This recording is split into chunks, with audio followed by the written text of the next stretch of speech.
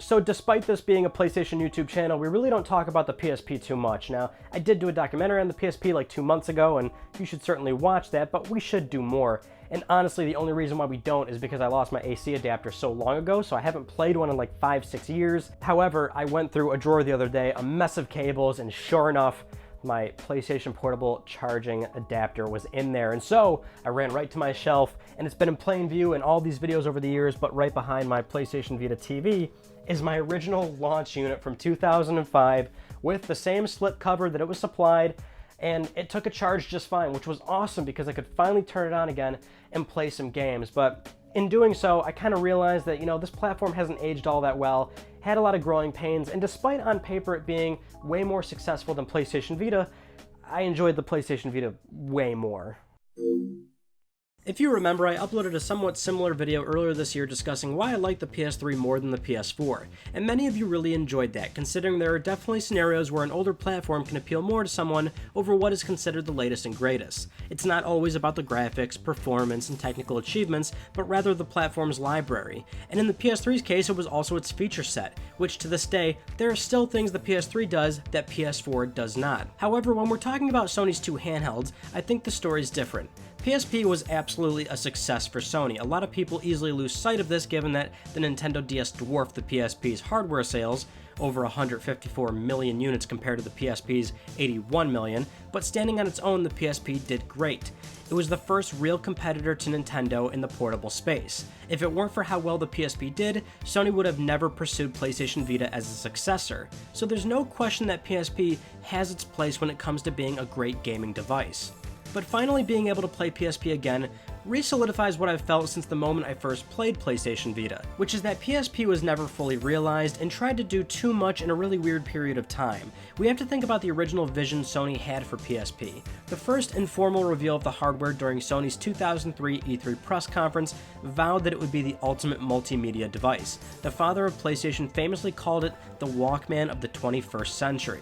This thing wasn't just going to play games, but also play music and videos. This is where we also immediately learned about UMD, the Universal Media Disc, with up to 1.8 gigabytes of data storage. This would allow for big games and full movies on the go.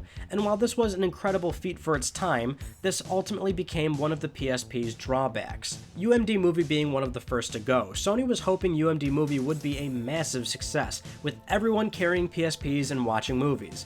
But even for 2005 when PSP launched, this was an expensive and inefficient novelty at best. UMD movies were being sold for the same price as DVD counterparts, and you almost always got less features. No deleted scenes, director commentary, sometimes no subtitles, and you had to carry the UMD around if you wanted to actually watch a movie on the go. Sure, they're miniature discs, but they're still bulky. Buying a carrying case to hoist around 10 UMD movies or even games really defeated the purpose of PSP. So it's no surprise that this initiative was almost an immediate failure. By 2007, most movie studios dropped their support. I mean, the thing could save video files directly to the memory stick. It just didn't make sense. Especially for 2005, where LimeWire is how you really watched videos on your PSP.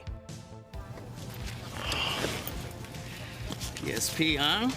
Yeah. Sweet!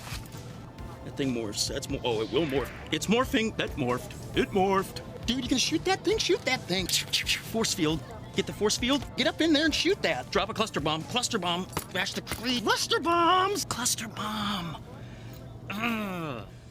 Now, of course, UMD video isn't what makes Vita better, but it's a good starting point to demonstrate what PSP was trying to do for its time when it was released, which brings me to perhaps the actual crux of PSP, the hardware performance and input methods. And as I mentioned at the start of the video, graphics aren't everything, and hell, back then, having full-scale games on the PSP was incredible. But this is very much in the same veins of the original PlayStation in 1994 and 95.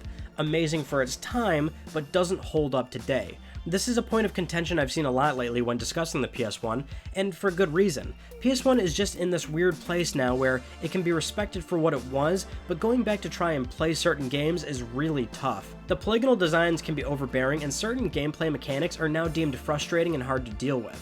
You wouldn't think or feel these things until you're playing something more modern and realizing we solved a lot of these issues. That's why even going one platform up to PS2 is dramatically easier, deeming PS2 a console that hasn't aged nearly as bad. This is where PSP is. It's the portable PS1. Quite literally, since it can play PS1 games too, but you get my point. Depending on the game you're playing, it may look a lot worse than how you remember it, and the screen resolution we once thought looked great now appears blurry. Something like PlayStation Vita has not only spoiled the PSP, but it's the PSP fully realized. That brings us to my other point, which was input method. PSP featured a single analog nub, and I think I speak for most people when saying this crippled so much potential for games. It got the job done, but for titles that went for the full-scale console experience, they were set back detrimentally by not having that second nub. No camera control in a 3D space is frustrating. Using face buttons for a first-person shooter, it's frustrating. The nub in general is just a pain to use. It's small, your thumbs can slip off easily, and it's prone to falling off itself. You see what I mean though? As great as the PSP was for its time, Vita came along and pretty much rectified everything that kept the PSP back. It was the dream machine for any PSP fan. 2 analog sticks that actually protrude and provide grip, a beautiful high-resolution screen, and enough horsepower to really deliver full experiences on the go that weren't watered down too much. Walking away from UMD may have been a tough pill to swallow for dedicated PSP owners with a full library, but it was on the horizon when PSP Go came to market. That was Sony testing the waters of full digital content, and they offered no UMD conversions or digital discounts. That and the rampant piracy of PSP meant that they were absolutely moving away from UMD and memory stick for something smaller and more secure. Yes, that means Vita had the proprietary game cartridges and high-cost memory cards. Vita isn't without its fair share of issues, but the Vita cartridges were a big step up from UMD. I mean, you no longer had a spinning disc within 2 feet of your face.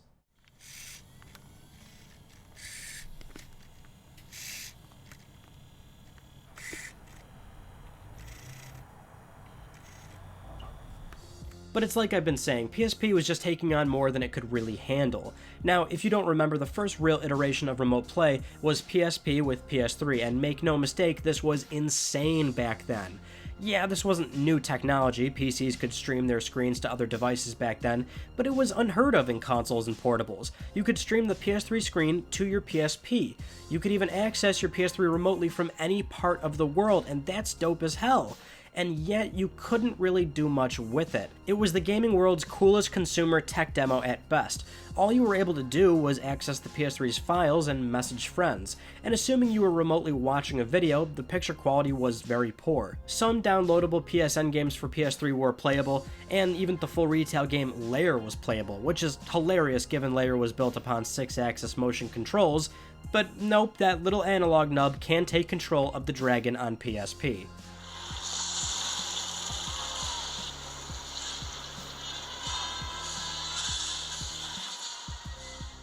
Funnily enough, I wanted to record high-quality footage of this myself, but a PSP can't recognize the latest home network security standards, and my particular home network won't allow me to lower the security mode. So, no PSP Remote Play for me. Either way, Remote Play was in its infancy on PSP, and was really brought to life with PS Vita on PS4. You got full compatibility where nothing was off limits. The whole OS was accessible, and PS4 games were mandated to support Remote Play, and even accommodate the Vita's lack of buttons found on a DualShock 4. Sony had all these great ideas for PSP, and it's as if they tried to squeeze them all in 7 years too early. Because of that, you see a lot of initiatives, features, game performance, mechanics, and more all suffer as a result. It was impressive tech back then, but doesn't hold up now. I know that seems like a silly thing to say, of course technology advances and thus makes what preceded it feel old, but it's as I said before, PS2 has aged pretty well and is still very playable today. But many argue PS1 was doing so much for its time that it's hurt the replayability of its software long term. Now I know most of this so far has really been a PSP drawback fest, and it's really not like that. I still love the handheld a lot. I mean, I still have my launch unit, and I still have the booklet and accessories.